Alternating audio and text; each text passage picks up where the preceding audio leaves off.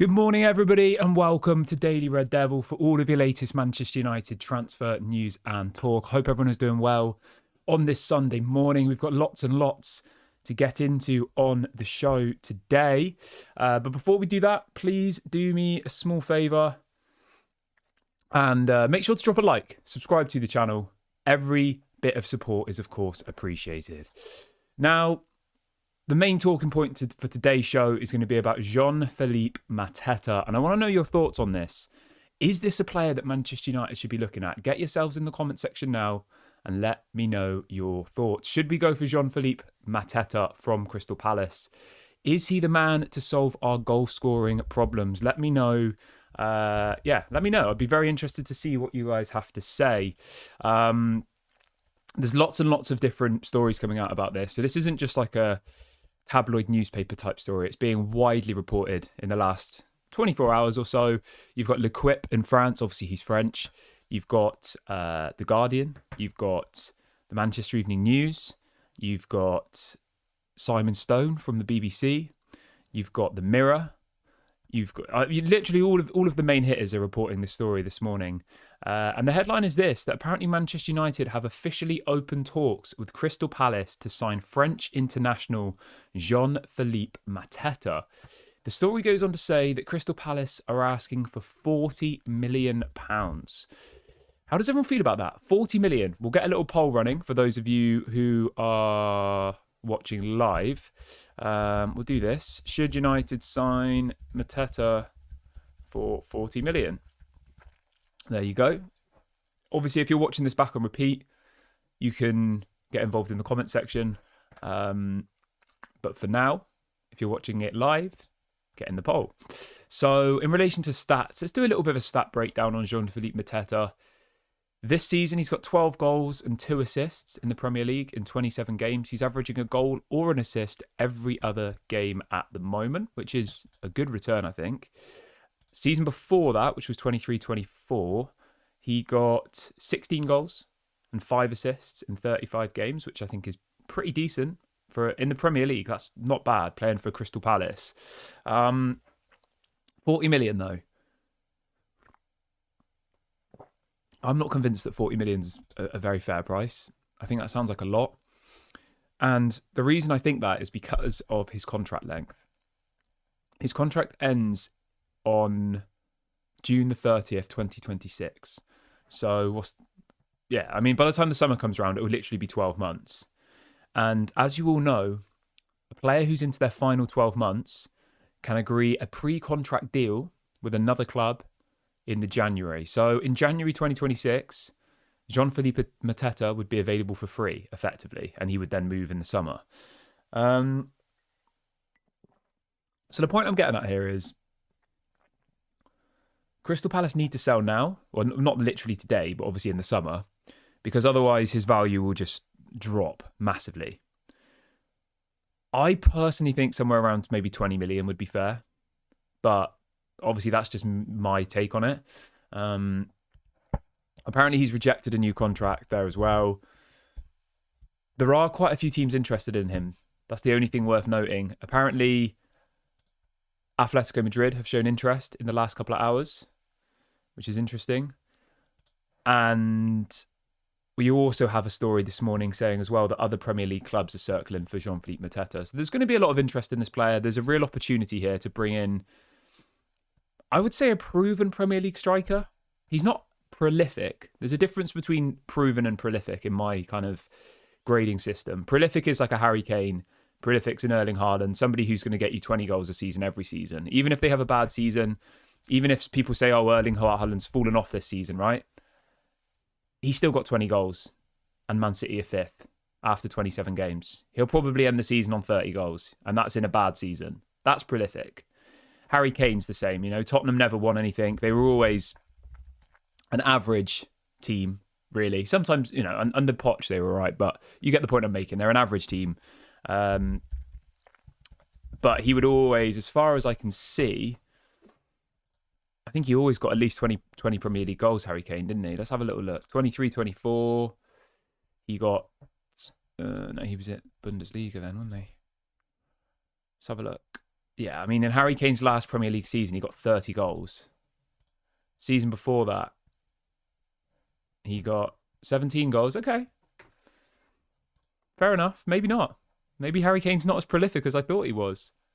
I think that may have just been a blip, though. Season before that, 23 goals. You get the point I'm making, right? Jean-Philippe Mateta is clearly not on the level of a Kane, a Rooney, an Aguero, some of the top Premier League strikers in our history. But I still think he would be a good player to bring in. Somebody who can get you goals and is the right age profile. He's a little bit older than Ineos's kind of under 25 policy, to be fair. I know they mainly are looking for younger players. I think he's 28 in the summer. But you do need some players that have a little bit more experience. I mean, he's not a winner, I wouldn't say. I mean, I don't know him personally, obviously. But when you look at like what he's won in his career, the only trophy he's won, or medal even, was second place at the Olympics with France in 2024. But at the same time, I don't have a huge problem with that because I think you do need hungry players. And I think Jean-Philippe Mateta would come to Manchester United and be like, this is a massive deal for me. I need to kind of prove myself there. So yeah, I'm excited about this one. I think it'll be an interesting deal. I just think Manchester United have to get the price right. And for me, the price has to be, I would say somewhere around £20 million would be fair. But yeah, as always, I'm really interested to see what you guys think. So get involved in the comment section. I have got a little poll running as well. Everyone who's just joined, please make sure to drop a like on the video. We're trying to get to 500 likes on this episode. So yeah, please go and do that right now. So far, 56% of people watching say that they would not pay 40 million for Mateta. And 43 say no. My brain's not working. 43 say yes. 57 say no. There we go. So, yeah. Gary says, I would rather let Chido Obi have more regular playing time than get Mateta. That's a fair point. Fair enough. That's a really interesting take. I hadn't really considered that. What if I was to say this to you, though? What if I said that Højlund was sold or loaned, Mateta came in, Chido Obi was a permanent first-team player, and you got Jonathan David on a free transfer? How would you feel about that? Because there are stories this morning suggesting that Højlund might go out on loan. The reason being for that is because Højlund is still young. He still could become a good player. He's not at the moment. He's not the level we need, right? But he could. And at the moment, his resale value is next to nothing. So, yeah, there is always the potential with Højlund that in the future he will go up in price. So, yeah, I would definitely take Jonathan David on a free. 100% Craig. Yeah, I think Jonathan David for free is a no-brainer. The thing that really confuses me, though, with Jonathan David, right? Why has nobody really ever gone in for him? He's one of those names that's been mentioned for so long. He's got 14 goals so far this season in the French League and 6 goals in the Champions League. He's got 22 goals and 10 assists this season already in 39 matches. And 6 of those goals were in the Champions League. So, you know, for us to say, oh, it's the French League, it's rubbish, I could score in the French League, he is still getting goals in the Champions League as well. And you look at his stats for last year, 19 goals in the French League. It's strange. I don't really understand it. Obviously, he is going to get a move this summer because his contract's up. But I don't know why Manchester United aren't looking at him. If we don't have the money to spend, bring in someone like him for free. It is weird. Maybe he's asking for massive wages. Let's have a look. Let's have a look. What was that? Okay, let's have a look at the next club odds for Jonathan David. So at the moment, Arsenal are favourites to get Jonathan David, then Liverpool, then Chelsea, then Manchester United. This is on the bookies. Arsenal's probability is 50%, apparently. I don't know. I feel like Arsenal will go for like a big striker, like a Gyökeres, like an Osimhen. I don't know will the Arsenal fan. I know this isn't an Arsenal channel, but we've gone on to this topic now. Will the Arsenal fan base be satisfied? No disrespect to Jonathan David, but Arsenal are crying out for a striker, which should be enough for them to then push on to win the league. Will that be enough? Signing Jonathan David for them to go from where they are now to where they want to be. I'm not convinced, but yeah, I don't know. Let's see what people are saying in the chat this morning. We have got a game today as well. We have got a game of football. So yeah, it's a big game of football as well, isn't it? History-wise, it's a big game of football. In the context of today, there's not really that much to play for, is there? Arsenal realistically aren't going to win the league, I don't think. Manchester United might just about get into the top half. So yeah, I don't know. I don't know how I feel about this game. I mean, the main focus for me is the protest. So there's a massive anybody who doesn't know, there's a massive protest going on today, which is obviously in relation to the Glazers. How does everyone feel about today's game? There are some people saying let's get the game cancelled. Do I think that will happen? I'm not sure. I think the likelihood of getting a game cancelled is the only way the game's going to get cancelled is if fans get on the pitch, or maybe fans block the entrances so the team buses can't get in and stuff. It is possible, but from what I've seen, I don't think it's going to be that type of protest. I think it's more of a walk to the ground, banners, chanting. It's more of that type of protest, I think. I know there's going to be some people watching who are like, oh, they need to get the game cancelled. It's the only way. There's no other way to get the Glazers out. And I do somewhat agree with you, but I don't know. I don't know how easy it is to do that in a safe way. Because at the end of the day, right, yes, we love Manchester United. Yes, we love our football club, obviously, okay? But fan safety, and people are going to be like, oh, you're being soft. But it is important, right? You don't want violence. You don't want to ever encourage that. So, I mean, if there's a way to cancel the game in a safe way, then great. But a lot of the stuff that you see, like people being sent, like, you know, yeah, I don't know. But I'd be interested to get you guys' takes on all this. Like, do you want the game to be cancelled today? Obviously, we managed to get the what's it called? I can't remember. My brain's gone. We got the Liverpool game cancelled, didn't we? But that, I mean, there was a bigger context behind that, though. That's the thing. Obviously, there was the Super League, and I know the Glazers is equally as important for a lot of people, me included. But yeah, I don't know. Do we think the game will be cancelled? And what will it take to get the game cancelled as well? That's more the bigger question, isn't it? Because I think it will take, like I said, blocking entrances, getting on the pitch. It's all these things that I think will be relatively difficult to do in a safe way. But I don't know, maybe people, yeah, I don't know. The fact of the matter is, right, you want to create as much disturbance as possible in an as safe as possible way. That's effectively the general gist of how we want today to go down, isn't it?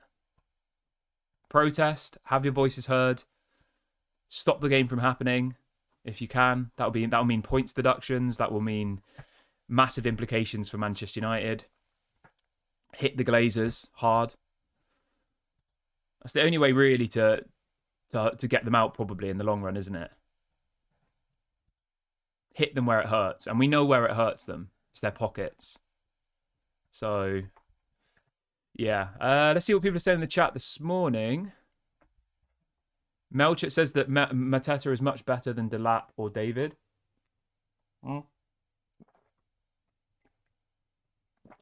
Godson says that Chido Obi is far better than both Rasmus and Mateta. Wow. That's a statement.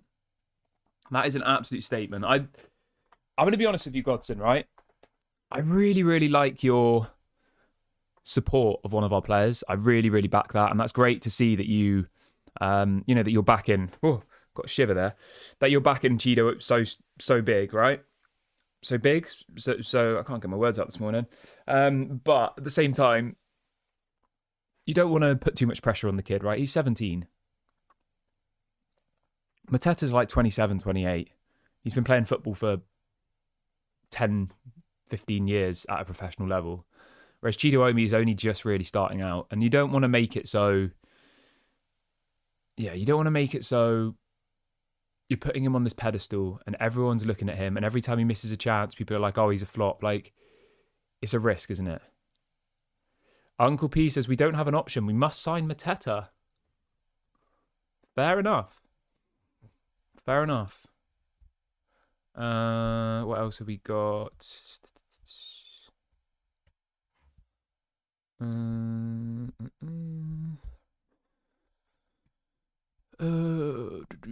Melchett says Arsenal are going to get Sesko. I'm not even convinced that Sesko is what Arsenal need either, to be honest. I don't think Sesko will win them the league. But again, this isn't an Arsenal channel. Nick says, what midfielder would you sign and what right back? Great question. Midfielder. I mean, are we talking like realistic or... Yeah, let's do realistic. There's no... Otherwise, I could just say anybody, couldn't I?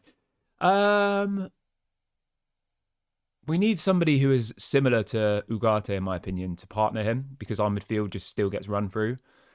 I do really like Edison from Atalanta. I would probably say him. I think he's a solid option.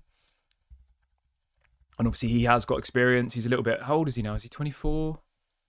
No, he's 25 now, Edison. I think Edison from Atalanta would be decent. Only got 2 years left on his contract. He'll probably be available for about 40 million. Maybe a little bit out of our budget this summer. Yeah.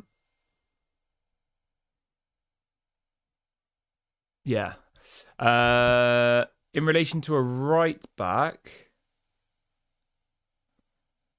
let's have a look.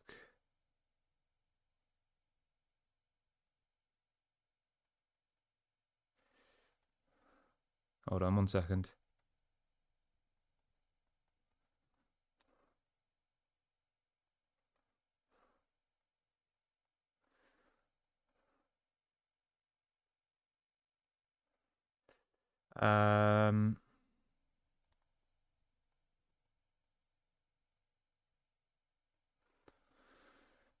Sorry, I was just dealing with something there. Right. In relation to a right back,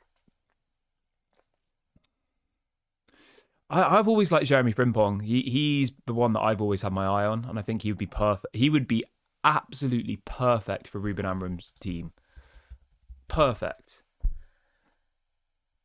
And then at left wing back, you've obviously got Dorgu. Imagine that next season. You've got Dorgu on one side and Frimpong on the other side. That would be quality. Again, I think he might have signed a new contract quite recently, didn't he, Frimpong? He's got 3 years left on his deal, and I think the release clause is gone now. So again, not going to be a cheap signing. So, yeah. But those would be my 2 picks. Let's see what else we got. Somebody says we should go for Cunha. CBK says Arsenal are going for Zubimendi. Yeah. They want a striker, though, as well, don't they?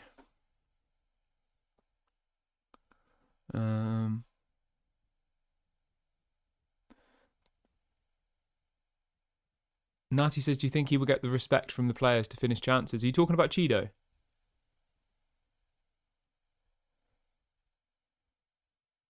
Craig says, what about the young lad at Sporting? Wayne says, I keep getting these pop-ups about Sheikh Jassim wanting to buy United.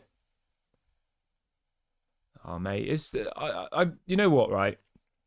I'm just going to say this now. Some of the stuff that these websites put out, I don't know where you've seen it, whether it's on a Facebook page. it is literally just like playing with our heartstrings. Sheikh Jassim's not going to buy Manchester United. I mean, I don't know for certain, obviously, but I just think the likelihood of that happening is so small now. There's no one reliable. I've not seen the story about Sheikh Jassim wanting to buy Manchester United. I mean, he probably wants to buy Manchester United. You know, I want to buy Manchester United. It's very clever how these articles and how these stories do these types of things.